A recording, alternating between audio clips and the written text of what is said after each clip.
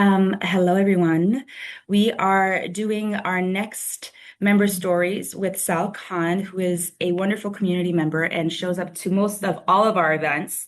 Um, so Sal Khan is an openly queer migrant rights activist and exiled journalist from Pakistan and the founder of OUTnewcomers, a grassroots organization based in Greater Boston. Their work is shaped by their own experience navigating displacement and the U.S. immigration system and focuses on supporting LGBTQ plus migrants through advocacy, resource navigation, and connections to legal support, housing, and community care. Sal has been twice elected to the Massachusetts Commission on LGBTQ Youth, has participated in the Human Rights Campaign Global and Innovative Advocacy Summit, and currently serves with both the Queer Neighborhood Council and the Asian American Resource Workshop. They now live in Cambridge, where they enjoy gardening, bird watching, and spending time with their son, Leo. Hello, Sal, how are you doing? I'm doing good. And Leo's my cat. So, Ah. um, yeah. No, you mentioned like my son Leo. So people will be like, I have a son. I wish I have. He is my child. Yeah. Yeah. Oh, I So, firmly understand that. I mean, I don't have a cat of my own, but I dream about having my own two cats, and they would definitely be my children. So I get that yeah, completely. What he's kind the of cat joy of is? my life. He's the joy of my life. Yeah. He's an American short hair. Kind of adopted as a kitten. Mm. As a barn cat, but I had a really difficult time keeping him. I used to live in Dorchester, so yeah, let's just say it was hard. Yeah, Um, yeah, roommates or either landlords, always someone coming up with something. So, but I have him with me now, so yeah. that's great. And what kind of personality does he have? I mean, he's really smart. That's the beauty of it. Like, he can shake he can shake your hand like for a treat. And these old houses, like the space between the door, so he can open the door. So, yeah, he's an escape Okay. artist, and yeah, he's not crying right now. This is his morning crying time because he wants me to let him out because he likes to run around Oh. the backyard we have. Yeah, Oh, well, that's nice. It's a beautiful day for running around, so yeah. I feel like you'll have a good day. Okay, cool. I love learning about your cat, Leo. That's really cool. And so what's been bringing you joy lately? I'm sure Leo has, but is there anything else? Gardening. I love gardening. I volunteered in the past for like SD Farms. It's in East Boston. It's like a greenhouse, a Oh, community cool. space also. You do and it serves a lot of the Latinx neighbors and schools like with community Ah. gardens. So I learned a lot with from that space, but I'm connected with a lot of like spaces and organizers also. So I kind of got a lot of seeds and I'm doing gardening, but I was having a little battle with a squirrel over the past few weeks because apparently also I learned attending a workshop from a Somerville Public Library gardening workshop that you cannot garden within the soil in the greater Boston area because it has lead. So I plant in like big like pots. So he comes down and he digs up, but I'm growing stuff. I'm growing corn and beans and zucchini, squash, pumpkin in big um giant tomatoes even. I'm lucky. In big pots. Last year also I didn't nearly like harvest it. Like purple Velcro beans, they're like interesting, like this long, and they're like Velcro-ish Oh, purple. cool. Yeah, and kale. I just grew kale and they were like huge. Um, yeah, so I have a green thumb of sorts, but I'm having a battle with a squirrel. But I'm utilizing my spices. You'd be surprised. They don't like spices, so apparently I've I've done this last night. I've sprinkled a lot of like cayenne powder, so chili powder. So what happens is that squirrels don't like that. Otherwise he's he like destroying my crop. So, but I'm Right. doing that as a hobby. I love it. And some flowers also, native flowers, wildflowers, and Oh, yeah. My morning routine is kind of like going out with a cup of coffee. We have a nice green space. So my pots, big pots are beneath a maple tree, and just to sit around and listen to birds. Also, I use an app. I yeah, just turn it on and listen to yeah. birds, and then kind of let loose my cat also. And Hmm. he runs around. He runs around. And yeah, that's kind of like my morning routine, and kind of um brings joy and yeah, happiness to me. I love that. So how did you, I guess my question is, do you find that your green thumb characteristics are something that's natural, or did you learn that? Was it out of practice? It's kind of deeply. I have a very kind of like what I say spiritual connection to nature. I Okay. incorporate that a lot with my work also and my practice. Okay. Yeah, not only I became in the last few years Buddhist, but also um, I have always been a nerd when it comes to nature. So I just Uh-huh. don't see them as plants and animals. I actually know it's my hobby of sort also to learn about animals and plants. I wanted to become a biologist actually in life Oh, because I was bullied a lot growing up. Back in Pakistan, growing up was hard and I was bullied a lot. I had very few friends in school, so what I would do is that my late father got me these big books of world animals and nature. So I would read those, and even in school. I would not go to recess, what do you call break or something, because boys were, boys. But I would just sit in the library and read books about nature and wildlife, and there are some um, there are some incredible humans also, like Sir David Attenborough. I used to watch Animal Planet a lot, and in school they used to call me Animal Planet because I used to not I used to never shut up about yeah, wildlife and stuff. So I do that. I like hiking. Normally my uh-huh. busy life is such I nearly do three jobs. Oh, Not wow. only yeah, not only nonprofit stuff, but also I work in nightlife and events sector. Okay. So I'm always like running around doing something. But in the summertime I do hiking. I've been to Fells, I've been to Blue Hills on my own also, New Hampshire. So yeah. That's great. We have the garbage coming. I don't know if you can hear the garbage trucks, but they are definitely here. Um, so I'm going to try to speak a little bit louder, but you said something about like spirituality being part of your work. So would you say that's involved in your work at Out Newcomers and then also in the other two aspects or the other two jobs that you do? Yeah, yeah, a lot. For example, um, as someone who's grown up in a world where, I mean, I come from Pakistan, so growing up was hard being a queer kid, and being an Mhm. effeminate queer kid, like, and we still don't have the understanding, even gay people exist. We don't have laws, to even like acknowledge that gay people exist. Homosexuality is actually criminalized.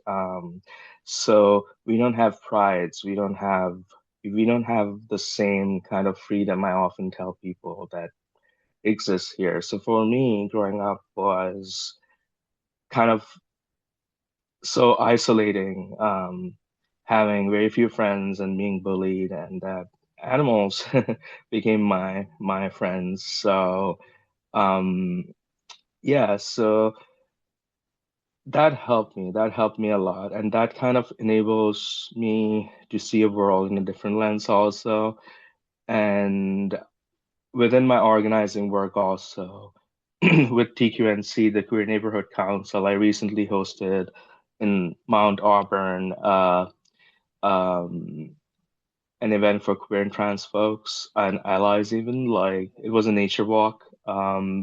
We did a little bit of nature walk, meditation, and bird watching. So I kind of enable that within the spaces, uh, push that work within the spaces I have. And it keeps me grounded also. It keeps me meaning, it keeps me purpose, besides the work I do also. Because the work I do also is quite stressful within not only my regular jobs, but even out newcomers because it's a lot. It's a lot, um, especially at a time where there's heightened anti-immigrant sentiment and enforcement. So these are the kind of aspects of self-care and self-love that has enabled me to continue and stay grounded. Nice. Yeah.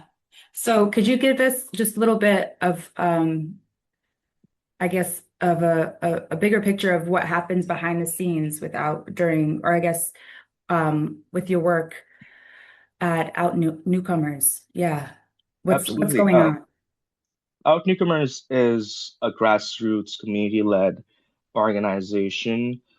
Um, I've been working voluntarily in the past because, yeah, we are a very small group of individuals that are interested in advancing and supporting LGBTQ at-risk, low-income, struggling migrants, asylum seekers, and refugees.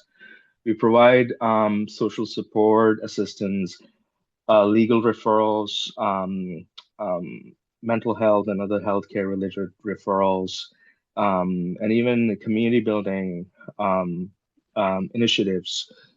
And they're all designed by people with lived experience of displacement and migration. Our work addresses challenges including detention and housing insecurity and other immigration barriers while advocating for long-term dignity and belonging for queer and trans migrants across the greater Boston area and even across Massachusetts. Mostly, we're now working confinedly in the greater Boston area, but we have affiliates, we have networks of other organizations that we do forward um, cases and individuals in need of help. So it's a community-led effort. Okay. And so you said um so you created Out Newcomers, correct? Yeah, And then you work with other folks. So how did you get to meet the other folks who are working with you? And um, yeah, and then how, like, could you just give us maybe, I guess, like a step-by-step process also because you were part of the Impact Incubator program, right? I think I facilitated the group that you were a part of. And mm, so was I, did I? I'm forgetting. But I think I remember you being involved. And so I guess my question is, was that the program or was that the project that you were focusing on during the Impact Incubator? And if so, how did, I guess, the Impact Incubator give you the tools to kind of get to allow your organization to get to where it is now? absolutely. Um, for example, the story is kind of long, but I will concise. But Mhm. I came to the States in 2019 on an HRC conference, Human Rights Campaign. Human Rights Campaign is a nationally one of the most it's the oldest and largest organization advocating for LGBTQ rights. Initially in the past, marriage equality, but they have moved forward also into many other issues as in a lot of states in across the U.S. anti LGBTQ bills, particularly related to trans, are being forwarded at state houses and state legislatures. So, I mean, I came on a conference, and for me, it was interesting 1 week to be there as part of the project. Um, I was working on one of the first digital magazines on LGBTQ rights in Pakistan. I was a journalist also, as a working journalist in Pakistan, and quite involved in progressive um, causes. But it was getting hard. It was getting hard. So I was doxxed, and I was um, I was harassed, cyberbullied by conservative extremist elements, and I had to seek then political asylum. So in the US, while navigating the immigration system and how difficult it had been to um, because for us LGBTQ migrants, our own communities do not accept us. I have extended families actually quite successful, working in tech and working in as cosmetic surgeons, but yeah, they don't support us. And when I say support, because we just don't come here and magically start working. When you apply for asylum, you have to be literally unemployed and for months. So for me, it was a difficult journey. I had to seek uh, community resources, one of which helped me was in Worcester. It's a church organization, LGBTQ task force.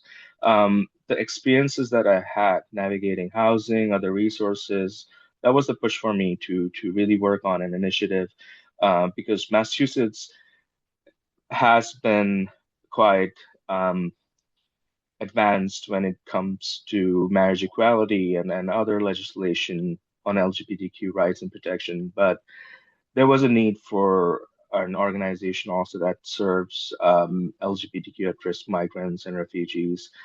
With my time in the incubator, I learned a lot when it comes to organizational development, and because even even not only just an idea, even working on an organization and in your capacity as a volunteer also, it's been challenging. So I learned a lot about how organizations can be structured, about how um, you can develop not only the mission vision, but also um, enable cross-sector collaboration. So that was one thing. And one of the aspect was healthcare also, because healthcare access for LGBT migrants is important also because for a lot of us, um, I know like Massachusetts has universal healthcare, mass health, but even navigating those kind of resources can be challenging because a lot of us live in a lot of fear.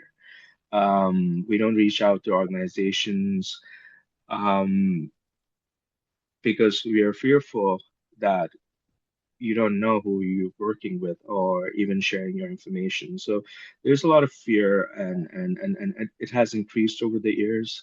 And a lot of spaces, sorry, a lot of resources are drying up also and kind of shutting their doors. So for us, our work is critical in saving lives.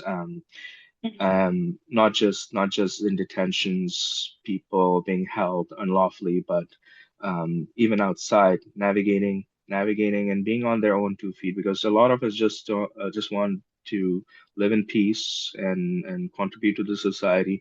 But even doing so, it's going to be hard and challenging, especially when you have your own community members that might be here from your country of origin not accepting you or distancing themselves for whatever reason. So yeah. Mhm. And so, um, and so just to get back to the Impact Incubator, I have so many more questions, but I just want to get back to that first, and then we'll get to the other questions that I have based on what you just said. But so you would say like the vision and mission, and what were the other things that you stated? The vision and mission.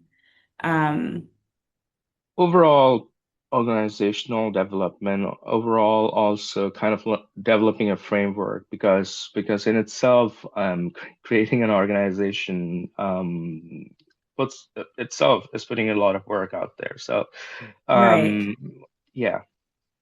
And so I want to go back to the beginning of what you were talking about. So when you came here, you weren't able to work. And so what is the reasoning? What is their reasoning for you not having the option to work when you first arrive? And then how long do you have to wait to search for work or to apply for work? And then also, um, how did that affect you? Right? I mean, you talked about that you needed to seek help from other organizations, but coming from Pakistan and coming from your background and saying, and even mentioning how it's hard to trust other organizations or other people, how were you able to navigate it? And then how were you able to get to where you are now? Hmm. Sorry, that's a lot of um yeah. Um when I say like when I came here 2019, I also mentioned that I had little or no intention actually to seek asylum in the US. Unfortunately, why? Because a lot of us actually know, even prior to the current administration, that the process itself, it's the world's most difficult and complex, and also it does not serve a lot of us because when I say serve, um, in the past few years, what has happened in Pakistan is the rise of um, conservative elements, religious far right, which has resulted in a lot of us actually seeking exile. Um, Most of the countries people go to because of how because they are mid-career people also in working in nonprofits or working as journalists, and to be targeted for their work, and they wish to go into countries that particularly understand what it is to be a human rights defender in a country like Global South, and then coming here. And so they go to Europe or Canada or other countries. But I chose the US because of family, but also the system here is such that there's a myth. I know there's a lot of myths that is that the government support us, this, that. It's actually completely false. As an asylum seeker, since I've applied asylum, I'm a taxpayer actually, a documented taxpayer. So we're also documented. We come into the system, into the US government system, and and when you apply for asylum, you have to wait for your work permit. So it takes like Okay. 7 months or more.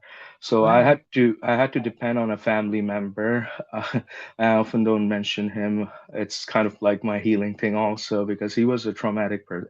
It was a trauma because living under him was really difficult. I was literally treated as a servant.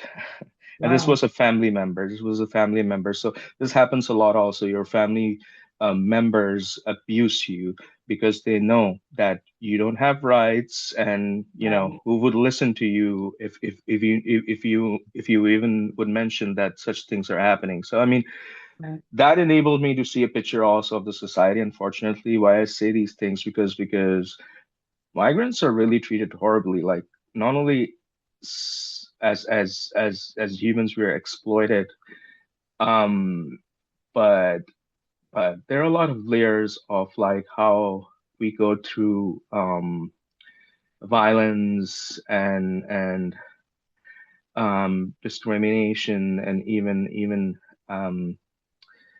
being like psychologically and financially abused um by our own so-called families also. So that that was itself was a very hard time for me, and then that resulted me in like completely leaving this person who owned houses who owned houses actually here and in New York. So he wasn't something he'd been living here for Right. decades. I mean, um to just leave him with $200 and just like trying to embark on that bootstrap culture that is what America is, hustling and everything. So I mean, I've come a long way and I work extremely hard for myself. But why I say this, because um a lot of because it's very isolating. The experience itself of seeking asylum and trying to build a life out of nothing,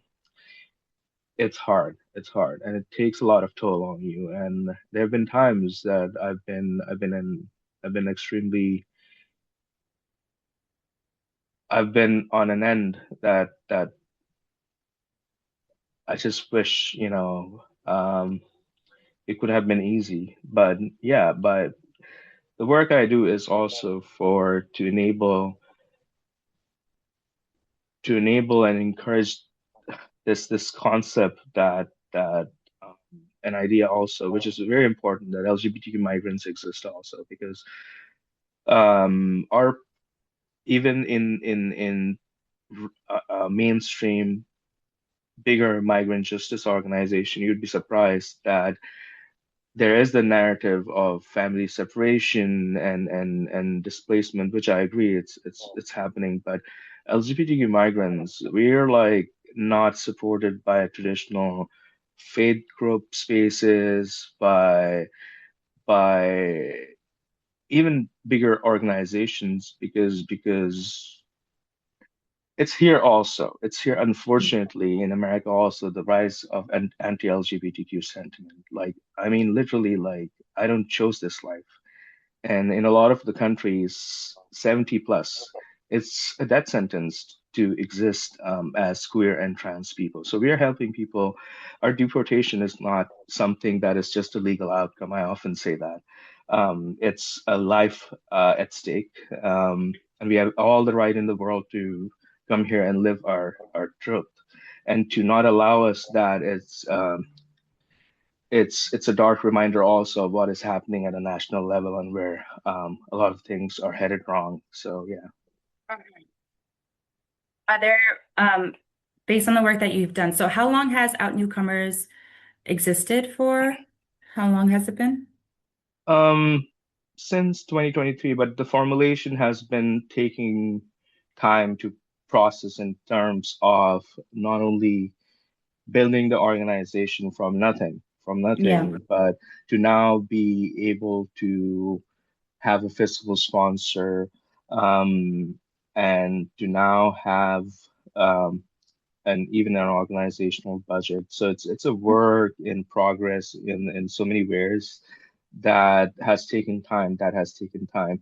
And organizations are built by humans, and humans also, it takes a lot of courage. It takes a lot of courage. It takes a lot of energy, time, and your mind to really focus on something that is bigger than yourself. So this is something that it's not just me. It is for the need of the community because since I've been here, 2019, I volunteer for a lot of different groups, even the old Boston Pride. People actually don't know that there was an old Boston Pride that kind of dissolved itself for money reasons and after being called out um, for internal they were called out because they were not able to release a statement when George Floyd incident happened. So this was the old Boston Pride. But I mean, even then, the understanding within the American LGBT community, particularly, I would point out within the cis white gay men and even cis white lesbians, it's really hard. They don't understand that, oh, some of us exist also. But it's been a journey. Why I say it because um, it's been a journey to push yourself also for representation, for seeking community and for seeking basic human rights. Mhm. Basic human rights.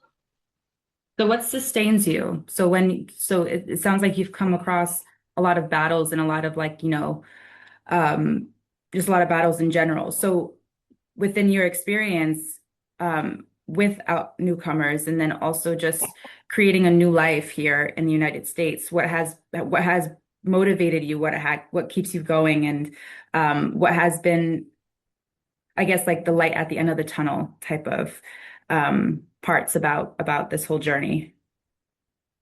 I believe in I strongly believe that any individual is capable of doing things bigger than themselves that creates common good in the society. So this is something that is literally it saved my life also in a way that is very hard to explain because as I say that I've been on a journey of activism before even coming to Pakistan. Sorry, before even coming to US. Like even in Pakistan, I was one of the only, and I am still globally. You'd be surprised. There are very handful of us openly queer, openly gay Pakistanis. So Um, it's been a struggle to overcome that, but the one thing that keeps me on going is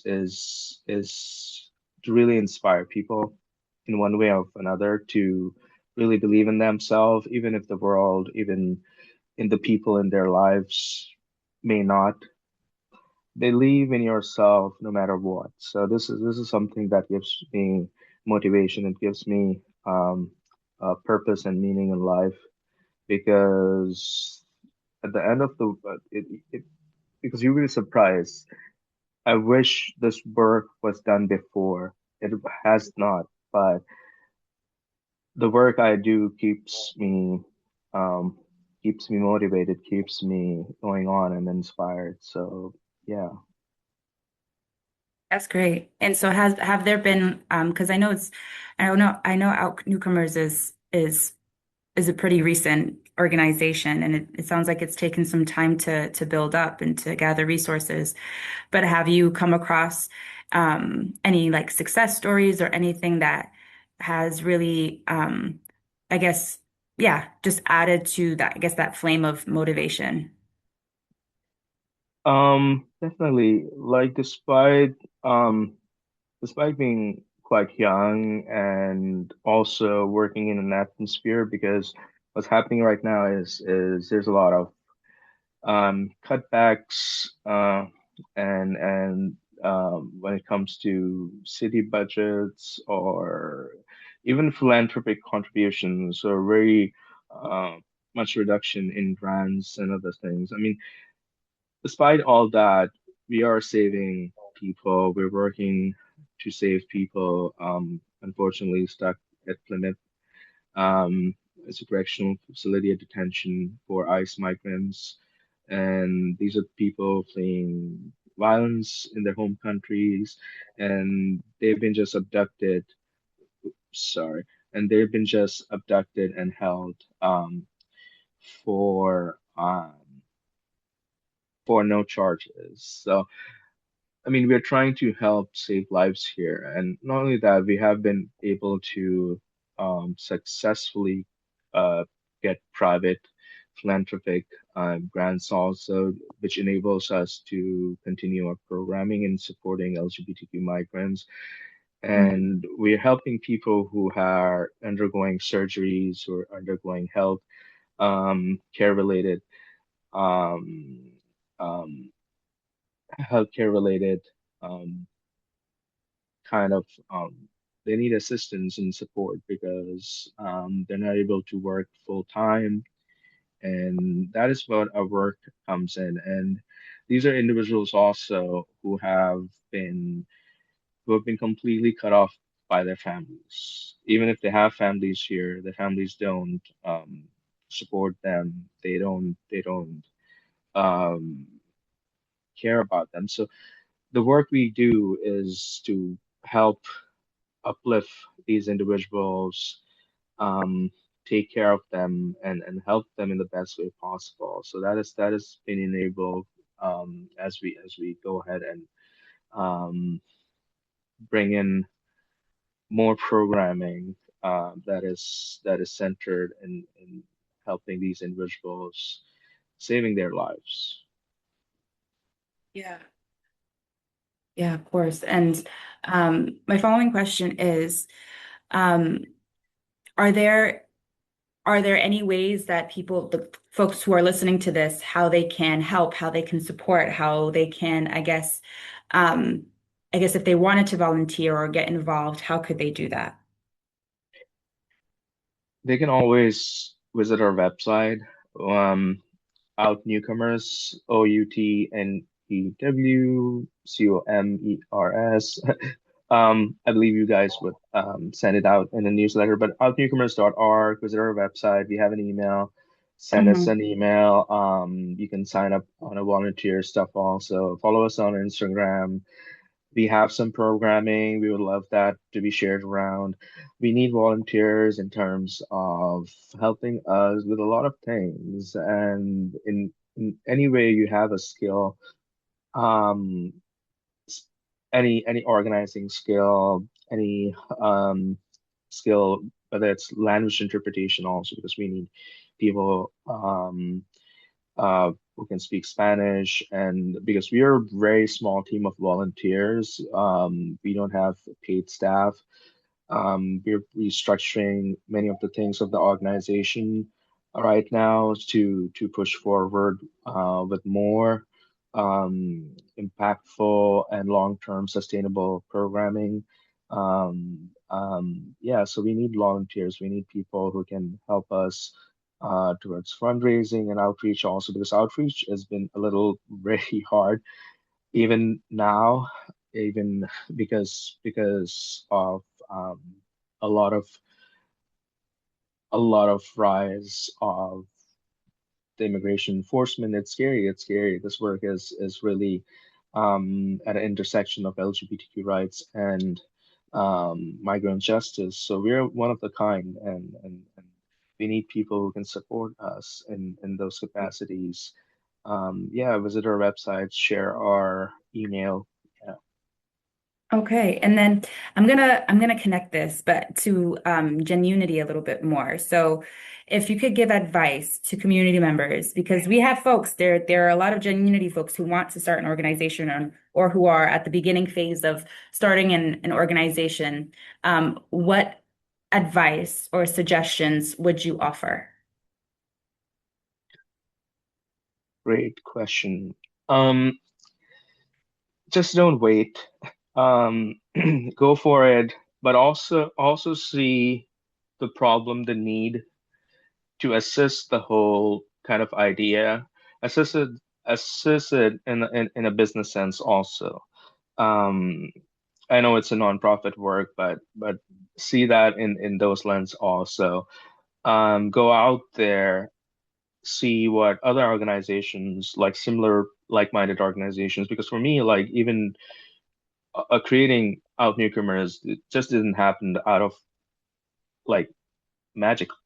Um, since 2019, not only that I have volunteered for different prides, but also I was twice elected as Massachusetts commission member at the Massachusetts Commission on LGBT Youth. So, I mean, push yourself into many other organizations also. Um, um, Learn from them, because building an organization itself, it takes time, but these learning help, and also collaborate. Like if you have an organization that is working on a similar thing as you, work with them, volunteer, um, or if you have facilitation kind of experience, facilitate with them, and bring that experience with you also in creating your own organization. So um, and now there are a lot of tools online also that can help with the gaps. For example, when it comes to digital media, like social media, for example, for me also, like 99% of even that work is done by me actually. So these platforms enable you to do a lot, like Canva and other stuff. I use them regularly. So, and also don't I see this a lot because I've attended so many GenUnity events that there comes to be uh there comes to be a barrier also, especially elder folks with technology. Like, yeah, just don't fear technology. Like it's if you have grandkids, or if you have other members of the community who are more tech savvy, reach out to them, but also like watch YouTube videos, and then you can learn so much on your own. So yeah, you can create an organization on your own also. Just don't hold yourself back. Fear is one thing that often hinders us from doing great things. So, but yeah, just don't fear. I love that. And so what led you to GenUnity? And you just said this. So you go to a lot of GenUnity events, which you do because I see you there. So what keeps you coming back to those events? Um, I always say that life is life is all about learning. So you learn a lot. You learn a lot. And not only that, like I've I've shown up when I have the time Hmm. at different incubators or when people pitch in ideas also. So I love to share um resources and um the different community other organizations that some people can work with and learn from. So for me it's to bring I come back to learn. I come back to be in community because I've learned a lot also and from GenUnity, especially the development aspect, organizational development aspect. So those are the things. Learning as a lifelong learner, it keeps me um, coming back. So yeah. And and so what have been your favorite aspects about being a part of this community at GenUnity? Um, I think it's the most beautiful part is also coming across so many incredible people from all walks of life, and even how they've been working on so many interesting things. Um, whether it's healthcare related or housing justice. Um, yeah. So for me, that aspect, and also to be in community, to be grounded. In that aspect as GenUnity also has an access to a large community from various parts of the city that these neighborhoods also are underserved neighborhoods. So it's interesting to come across so many incredible people trying to do the work they do in these communities that need honestly more support. Um, so yeah. That's great. I love hearing that. Is there anything you want to share that we haven't touched on in our last few minutes? Mm,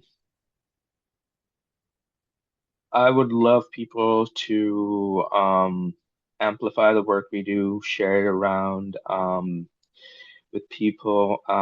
If they know organizations who work with immigrant justice and refugees and asylum seekers, we would love to collaborate with them. So, yeah. Also, if you wish to volunteer, that would be great, and reach out to us for any other questions. Also, any other question, I'm open to suggest and help people direct to other resources, even if you have a baby organization and you wish to know like, oh, I'm struggling with this and that, and I can, I can respond. Um, I can even give out my personal email. So yeah, so that would be great, and would love to connect to people. Yeah. Okay, that's wonderful. And if they can, so well, the email will definitely add. We've already mentioned this. And then on Instagram, it's at OUTnewcomers, right? And then are you on Facebook as well? Yeah, we are. We are on Facebook, we are on X. It's the same out newcomers. We are on Okay, LinkedIn also. We are on LinkedIn great. also. And people can definitely plug me in on my LinkedIn. Well, yeah, better than my personal email. My LinkedIn and yeah, uh have a LinkedIn also. It really helps. So Okay. connect me on LinkedIn and I would be grateful for any feedback, um, any questions. Yeah, Okay, you'll receive a connection or follow from me. So that will be very soon, shortly after this. But thank you so much for your time. This has been really wonderful. Um, and yeah, that's what we have for today. absolutely. Thank you for having me with me and all the work GenUnity does. It's incredible. Thank you.